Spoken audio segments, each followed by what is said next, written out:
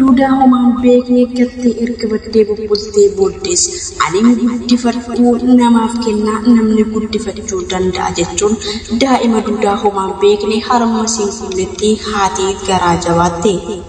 Waldaan kiristaanaa gochaa cigaa isaa fi fokkisiisaa hojii seetanaa ifatti waaqessuu kan eegaltee fi kan hundeeffamni ishee kan ture bakka kan waaqarraa itti bu'ee waldaan sun barbadoofteetii jirti. Kan nama ajaa'ibu waldaa sana qofa hubate malee homtuu wanti biraan wanti itti bu'ee hin jiru. Egaa waldaan ulfina waaqayyoo ulfeessinee gubachuuf barbadaaf akka jirtu eegamsaa fi milikkita waaqayyoo aariisaas kan mul'isudha. Namoonni gosa lama sadiidhaan mana tokko keessa hojjetan of eeggannoo isin barbaachisa. Abjuun koo raawwatee milkiin koo siin tolee.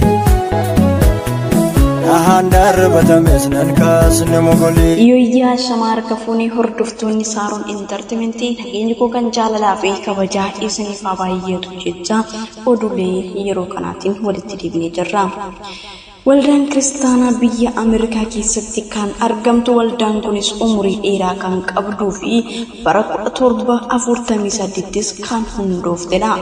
Waldaan kun bara 1865 keessa balaa abiddaa mudateen guutummaa guututtis kan barbadoofte yoo ta'u guutummaan ishees waggaa tokko keessattis deebitee ijaaramuu dandeesseetti. Waldaan kun hojii seexana babal'isuu fi sagalee waaqayyootiin faallaa akka deemanii fi kan nama dhidhiibuu fi akkasumallee waan cigaasiisaa kan raawwattudha. Waldaan kun waldoota toora jalqabaa irratti mirga warra LGBTQ simachuun fudhatama laatteefidha. Akkasuma kutaa biyya Ameerikaa keessatti waldoonni kiristaanaa hedduunis mirga dhiiraa fi dhiirri akkasumas durbaa fi durbii yookiin immoo hojiin seexana akka hojjetuufis dhiibbaa guddaa gochaa kan turtee fi ammallee beeksisaa fi gochaas kan jirtu toora garaagaraatiin karaa miidiyaa hawaasummaas hojjechaa kan jirtudha.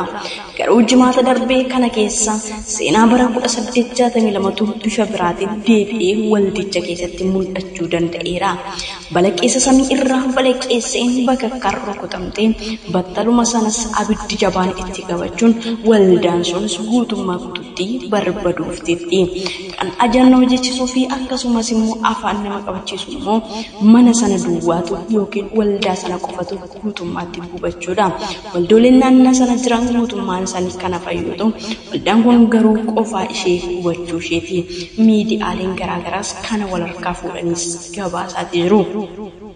Dabalataanis amma keessa jirru kana keessatti LGB yookiis immoo Pride Month jedhamuun beekamu gartuun kun baatii kana keessa Ameerikaa kaabaa keessatti haalaan of beeksisaa kan jiruu fi ifattis waaqessuu kan eegale daandii manneen daldalaa fi nyaataas alaabaa Reenbaaw jedhamu guutamanii alaabaa isaanis ol kaasanii utuu mul'atu seexana waaqessuu eegalaniiru. Sagalee waaqayyoo garuu gochaa kana ni morma. Waldaan kiristaanaa garuu gochaa kana mirga laachuufis kan simachaa jirtuu fi akkasumas hojjechaa fi kan jirtudha. Waldaan kiristaanaa fi waaqayyoon wal dhabaniiru jechuudha. Eega taatee uumamee kanaa waaqayyoo akeekkachiisa kennuuf raawwates jedhamees nama shakkisa. Moo waaqayyoos du'aa fi jireenya keessaa tokko filachuun mirga keetii jedhee callisa laata? Imala biyya kana keessa teenyee ilaalaa jirru kana keessatti baay'ees kan nama ajaa'ibudha.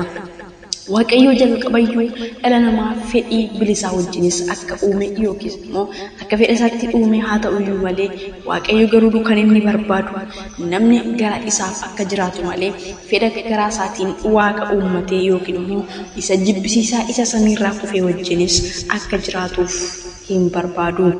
Ati akka nama dubartii wajjin ciisu dhiiraa wajjin hin ciisin kun waan cigaasisaadha. Seera Lewwotaa boqonnaa 18:22 irratti sagalee waaqayyoos ni morma. Dhiiraaf dhiirri akka wal fuudhu yookiin immoo dubartiif dubartiin akka wal fuutu ajajaa fi seera uumaas miti. Amantaan kamillee ni dhorka sagalee waaqayyoo inni samii dachee diriirse kunillee guutummaatti ni dhorka. Waldaan kun garuu kana keessummeessuudhaan hojii seexanaa babal'isuu irratti kan argamtu guutummaa guutuuttis barbadoofteetii jirti. Ajab wanta nama jechisiisuu fi akkasumas waan afaan nama qabachiisu akkamitti harmeen deesse tokko daa'ima duudaa yookiis immoo homaa hin beekne deessee kaatees gattee deemti. Egaa ajab daa'ima duudaa ammallee harmeen buunee akkamitti haati deessii tokko gattee garaa itti jabaattees biraa deemti. Haati daa'ima kanaa kan isin suuraa irratti argitan Jamiilaa Ahimad jedhamti. Mana namaa hojjetti ture.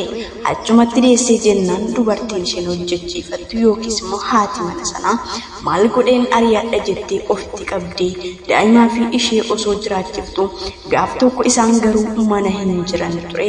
Harmarraa kuttee erga gattee baddees bubbuleera. Kaleessa garuu bilbila ollaatti bilbiltee ani dhufu mucaa koo nama guddisuu yookiis immoo guddifachuu danda'uuf kennaa jettee. Namni fudhatee guddifatus jira laata? Kun amma fallisaa maalii isin maal jettu? Carraan daa'ima kanaa oo maalis ta'a jettanii yaaddu? Daa'imni homaa ammallee addan baafne tokko akkamitti haadha ishee deesseen yookiin immoo haadha ofiitiin gatamti? Yeroo ammaa kana keessatti biyya keenya keessatti lubbuu baasuunis ta'e lubbuu gatuunis akka wanti tisatti fudhatamee ilaalama. Carraan daa'ima duudaa kanaas maal ta'a laata? Akkasuma immoo maaliifis garaa itti jabaatte laata? Dursoo akkamirratti maayirratti hundoofteet gattee waan jedhamus nama shakkisiisa. Haa ta'u malee daa'ima xiqqishuu yookiin immoo daa'imaan beekne kanas harmarraa kuttee osoo harma hin godhinis gattee mana namaatti baduu dandeessetti. Haati daa'ima kanaas garaa itti jabaattee ani guddisuu hin barbaadu namaaf kennaa jettee dabarsitees dubbatteetti. Ani maxxansaa Abdii Geetaachoo Abbebeeti. Namoonni nama lama sadiin taatanis ta'e nama lamaan sanyii garaagaraa yookiin immoo qomoo garaagaraatiin mana tokko keessa hojjettanis of eeggannoo isin barbaachisa. Sababiin isaayyuu yeroo ammaa kana keessatti biyya keessas ta'e biyya alaa keessatti rakkooleen hedduun ijoollee keenyas mudataa jira. Ijoollee maalan godha waanan godhu wallaala rabbi jechuudha. Mucayyoo amara tokko faana mana tokko keessa hojjechaa jirra. Bakka karaan hojjedhullee dhabee na arrabsiti wannan hin godhin gooteetti osoo hojjedhu hin hojjenneetti ishiin ka waggaa 8 turte ani immoo ganaa amma haaraan galee bakka yeroo mara bakka na arrabsiti sabaan illee na qeeqxi bakka waanan godhu wallaala gisee 3-4 biiroo nan deema jennaan nuyin si jaalannaa shiidhaaf jecha deemtaa bakka yeroo ishiin si arrabsitus yeroo ishiin wanta tokko hunda siin jettu zimmuma jalaa jedhinaan jedhanii isheedhee zimmi jechuutti ka'ee bakka amma isa hundayyuu irra dabartee mi'aallee natti darbachaa jirti jechuudha. Jechuun waanan godhu wallaaleen jira rabbi jechuudha. Biirottis nan deebi'ee biirootti yoon deebi'es hojiin argadhu laayidhee yaaddaa jira. Jechuun baay'ee natti ulfaateera waanan godhu isaan beeku. Yoo warri beektan mala naa mala. Egaa akkuma isin viidiyoo irraa ilaalaa turtan obboleettiin keenya kun mana tokko keessaa obboleettii Amaaraa taatee wajjin hojii hojjetaa osoo jirtu achitti garuu wal dadhabanii sanumarra dabarteeyyuu humnaa olis na boosisaa humnaa olis daangaa natti darbaa jirti. Yoo maal godhee narraa callistii yookiin immoo yoo maal godhes na dhiisuu dandeessi jettee ani dhiyoodha isheen garuu as keessa turteetti. Maatiin na jaallatu garuu immoo isheen immoo hedduu daangaa narratti darbitee akkasumallee sanyiidhaanis ta'e qomootiinis na arrabsitii na xiqqeessiti jechuudhaanis baatee himattee jirti. Egaa baay'een keenya mana tokko keessa 2-3tiin hojjechaati kan jirru kumaatama hedduudha. Of eeggannoonis hin barbaachisa. Gaafa sanyiidhaa fi qomoodhaan akka kanatti daangaa darbamu miira arii keessa galtanii gochaa hin taane akkan hojjenne. Yaadni mucayyoo tanaas jaallatti osoo hin taane hafuurri hamaan itti fayyadamee kana guutisuu danda'a. Akkuma kana biyya keenya keessattis ilaalchi isaan lammii keenya Oromoodhaaf qabanis ifattis biyya ormaatti akka mul'atu taasisaa jiru. Yoo adabartee aariidhaanis rakkoo tokko keessa mucayyoo kana galchite Oromoon akkas nama godha jettee sagalee ishee dhageessifachuufis ta'uu danda'a. Karoorrii fi ajandaan mucayyoon kun qabattee mucaa addaa ishee kana ishee afaan beendee kanas akka kana gochaa jirtu wanti ifoomee namaaf galu hin jiru. Kanaafiyyuu namoonni sanyii garaagaraa yookiin immoo qomoo garaagaraatiin mana tokko keessa hojjetan of eeggannoo isin barbaachisa. Aartanii jecha hamaas ta'e akkasumas sanyii xiqqeessuus ta'e dabalatee immoo tarkaanfii biraa fudhachuurraa of eeggachuun barbaachisa. Sababiin isaayyuu kallattii isaaniitiin uummata bal'aa fi saba guddaa kan xiqqeessanii fi ajandaa karaa isaaniitti barbaaddatan waan ta'eef iddoo kanatti immoo of eeggachuun nu barbaachisa. Akkasumallee haasaa fi gochaa goonuu dubbii dubbannu keessatti of eeggannee qayyoo manaa baaniifis galma keessa sirreeffannee keessaa galuu akka dandeenyu hundi keenya irratti yaadachuu qabna. Hangamatti kan isin wajjin ture ana Saaroo Intarteementirraa eenyu kan jaalala fi kabajaa bakka isin jirtan hundatti isiniif baay'eef jecha nagaatti.